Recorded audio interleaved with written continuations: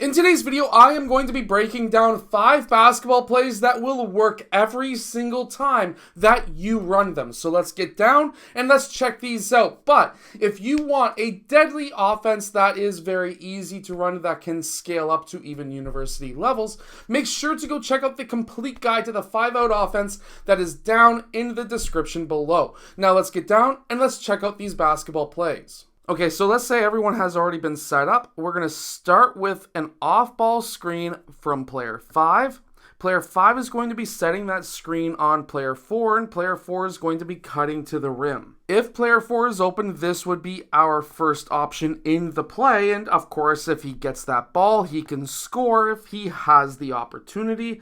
If there's help defenders, he could kick it out to players 3 or 2, depending on who is most wide open. However, if he is not open, the next option that I want to see happen is for player 4 to set that screen for player 2 and for player 1 to come together with player 3 for a dribble handoff. So this is going to be a DHO. While all of this is happening, we're also going to have player 2 cut to the rim using player 4 as a screen, and player 3 may be able to hit him with a pass. If he has the opportunity, he could.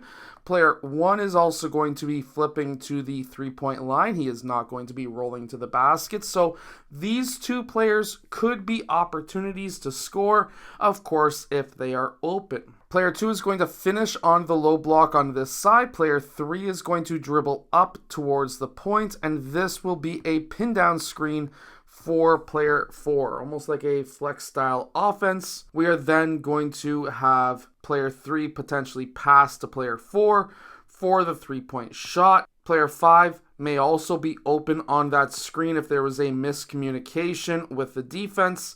If they both follow player 4, then player 5 would have the open lane to the rim to be able to score. And if he was to receive that pass and player 2's defender was to go play help, then he could make the pass down to player 2 for, of course, the layup as well. This should be able to work for you because of the number of options that are there. Now, this play is not necessarily going to be great for anyone young. This would be definitely a junior or senior high school basketball play. However, if you are running against a zone defense and you have a somewhat younger of a team, then you may want to run this zone offense that works ridiculously well. So we have to understand how a 2-3 defense works for us to be able to understand this basketball play. So if the 2-3 zone is ran correctly, there will be player 1 and 2 at the top trying to force player 1 to go left or right. We have to remember that zones do not want anybody to go up middle. So this ball could be passed to player 2 or it could be passed to player 3.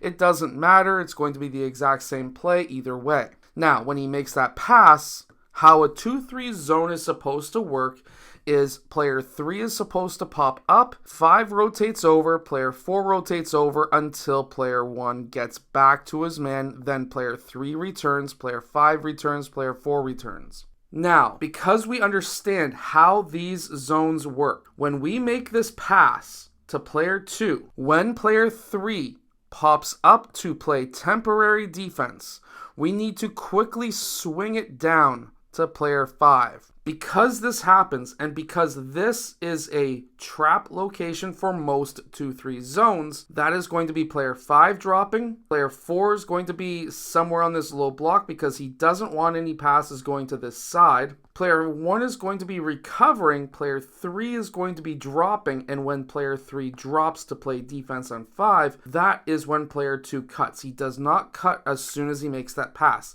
He waits until player 3 leaves him. That's when he cuts. When he cuts, then it's going to be a bounce pass, most likely to player 2, and this should be a layup almost every single time. Now, when he makes this cut, if he receives that ball, then player 4 100% of the time is going to be popping over to try and protect the key because nobody wants a free layup. This is when you make the pass either to player 4, obviously player 2 could score himself, or he can kick the ball out to player 3. There's 2 options on this side for that player, or he could just score himself. That specific zone offense I have ran with U11 and U12 teams, which would be in Canada, which would be equal to that would be 10U and 11U in the United States. So that play works with some of the most youngest teams that are possible. Obviously, if your league allows you to play zones, then this would be an offense against it. Up here in Canada, we can run zones depending on the league, generally around U9 or U10, depending again of the leagues that we are in. Zones work in U11 OBA, but anything younger, you can't run it.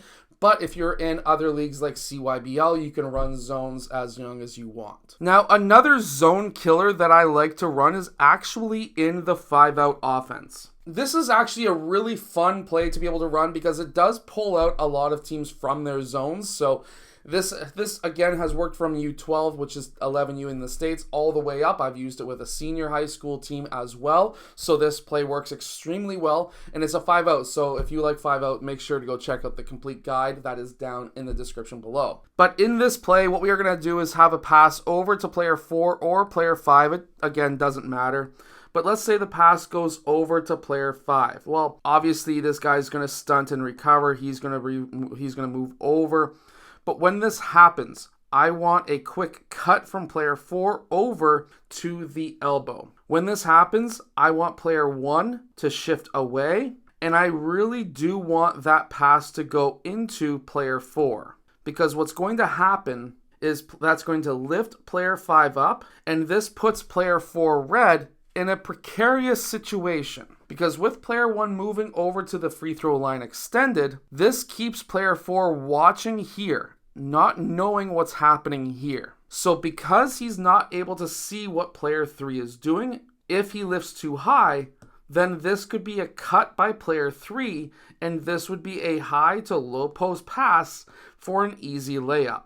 However, if he was playing where he wants to be able to see both players, then the kick out here would be the better option. And when that kick out is made to player 1, because player 2 would be guarding the high post, player 5 would be guarding the high post, player 3 is watching 2, 1 is either here or there. This puts player 4 in a situation where now he needs to recover out to stunt until player 2 comes over, which then means he can drop. While all of this is happening, if player 1 gets the ball, he could take the 3-point shot. This is a very viable option and will work almost every single time as long as he makes his shots. However, if player 4 recovers, or stunts anyways, and player 3 cuts, then this is a pass down to the cutter for potentially a wide open layup. Obviously, there is the potential for player 5, in which case it would be an extra pass to player 4. That could be a score. This could be collapse. You could kick it out off, or just passing the ball as fast as possible is going to absolutely wreck a zone defense. That's why zones generally don't work in older age groups.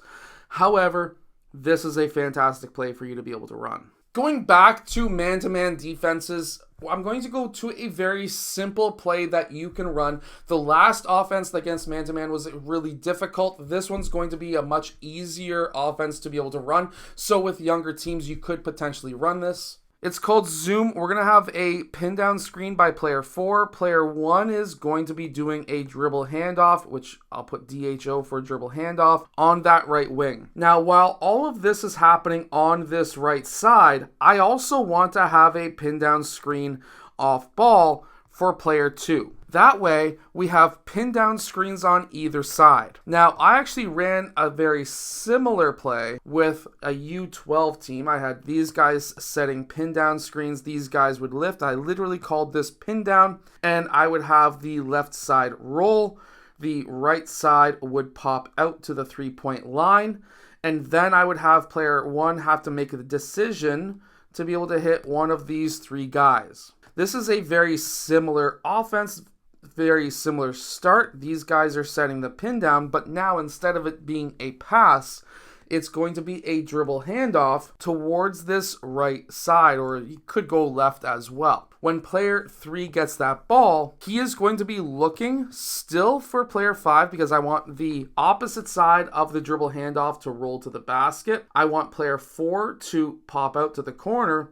I also want player 1 to pop out. I want player 3 to dribble either towards the basket or out towards that left side where he could make the pass back to player 1 if there was a communication error, or he could kick the ball down to player 5. He could take the 3-point shot, or he could drive to the rim as well. There's a lot of different options here that he could pick. Now, the 5th and final play I'm going to show you is a 4-out offense. This is very simple, very easy that you could run, and I actually I've used this with almost every single team I've ever coached as a head coach, so let's check it out. So we're going to start with a pass into player 5, and then player 1 is going to cut to the rim.